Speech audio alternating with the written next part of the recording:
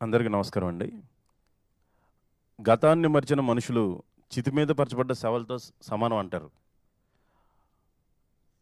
మన గత జీవితాన్ని ఎంత ప్రేమిస్తే మనం వెళ్ళే భవిష్యత్తు అంత బావుంటది. ఇక్కడున్న అందరిలో కల్లా తన గతాన్ని అంతగా ప్రేమించాడు కాబట్టే 'శరత్ భయ్య' తన ప్రొడక్షన్‌కి 90స్ కిడ్స్ అని పేరు పెట్టుకున్నాడు. తన ఫస్ట్ సినిమా కూడా ఆ నాస్టాల్జిక్ ఫీలింగ్‌లో ఉండాలని ఫస్ట్ ప్రాజెక్ట్ కూడా అలా చేశాడు. ఇది ఖచ్చితంగా ఇలాంటి ప్రాజెక్టు ఈటీవీ విన్‌లోనే పడతది. ఎందుకంటే ఈటీవీ విన్ కూడా మన అందరి జీవితాల్లో ఒక నాస్టాల్జియా మూమెంట్, ఒక మంచి జ్ఞాపకం అది. ఈనాడు పేపర్ అయితే ఏంటండి, ఈనాడు ఆదివారం బుక్ గాని ఇవన్నీ తలుచుకున్నప్పుడు మనకి ఖచ్చితంగా చైల్డ్‌హుడ్ గుర్తొస్తుంటది.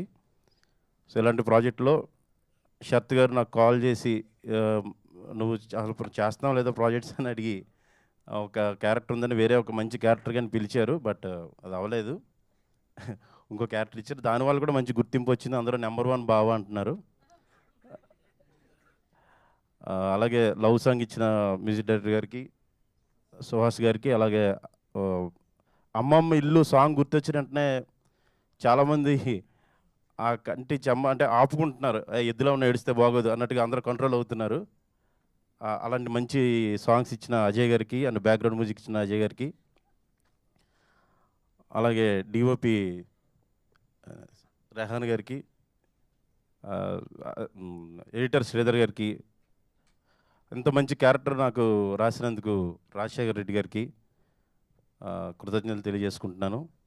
వినోద్ ఒక క్యారెక్టర్ అనుకున్నాం కదా, అది కాదు అనుకుని ఈ క్యారెక్టర్ సెట్ అవుద్దని మళ్ళీ దీనికి కూడా మళ్ళీ పిలిచి ఆడిషన్ తీసుకొని దీని గురించి మళ్ళీ ప్రత్యేక శ్రద్ధ తీసుకొని మన శరత్ గారు, వినోద్ కూడా మాట్లాడుకుని ఎపీరియన్స్ ఎలా ఉండాలి. ఒకరోజు షూట్ అయిపోయిందండి. అంటే ఇలాంటి చిన్న ప్రాజెక్టులకి ఒక షూట్ అయిపోయిన తర్వాత మళ్ళీ వద్దు ఇది ఇంకా కాస్ట్యూమ్స్ ఇంకా బాగోవాలి మళ్ళీ రీషూట్ చేయడం అనేది చిన్న విషయం కాదు. అంటే ఖచ్చితంగా అందరూ ప్రాఫిట్ చూసుకునే చేస్తారు. కానీ అవసరం లేదు. ఒకరోజు షూట్ పోయినా పర్లేదు. మళ్ళీ రీషూట్ చేసినందుకు, ఆ క్యారెక్టర్ అంత బాగా వచ్చేలా చేసినందుకు శరత్ గారికి అండ్ వినోద్ గారికి కూడా థ్యాంక్స్ చెప్తున్నానండి. ఇంకా హీరో గారి గురించి వస్తే, చాలా మంచి స్క్రీన్ ప్రెజెన్స్ ఉన్న హీరోల్లో ఆయన ఒకరండి. స్క్రీన్ మీద చూసిన వెంటనే ఏ యాంగిల్‌లో కెమెరా పెట్టినా కూడా చాలా బావుంటది. ఆ క్యారెక్టర్ అలా వెళ్తా ఉంది.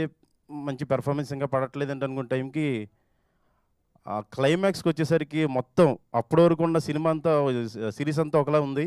క్లైమాక్స్‌లో మొత్తం అంతా కూడా ఒకసారి తన వైపు తిప్పుకున్నాడు. చాలా మంచి పెర్ఫార్మెన్స్ చేశాడు భయ్య. ఆహ్, ఖచ్చితంగా ఇంటికెళ్ళి అంటే మన ఇంట్లోనే చూస్తాం అనుకోండి ఇది. మేము ఆ రోజు థియేటర్‌లో చూసాం. వెళ్ళిన తర్వాత చాలా సేపు ఆహ్, స్ చిన్నప్పుడు జ్ఞాపకాలు పక్కనైతే ఈ సీరీస్ జ్ఞాపకాలు అలా వెంటాడుతూనే ఉన్నాయి. ఖచ్చితంగా మీరందరూ కూడా ఒక్కసారి చిన్నప్పుడు జ్ఞాపకాల్లోకి వెళ్తారు. అండ్ లాస్ట్‌లో వచ్చినటువంటి ఆ క్లైమాక్స్ కూడా అందరిని ఆకట్టుకుంటది. ఖచ్చితంగా అందరూ చూడాలని కోరుకుంటున్నాను. ఎవరైనా మర్చిపోయి ఉంటే సారీ అండి. ఎక్కువ మంది నన్ను కూడా